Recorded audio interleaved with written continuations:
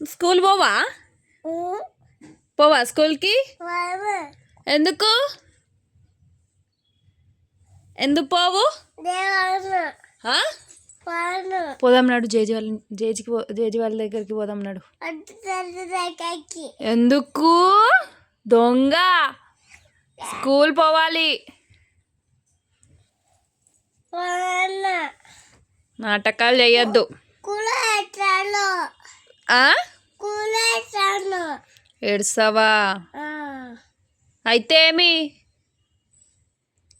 ఏం కాదు నడు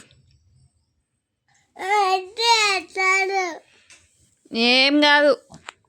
ఏడుస్తే మీ ఫ్రెండ్స్ ఉంటారు కదా మీ ఫ్రెండ్స్ వాళ్ళతోనే ఆడుకో మంచిగా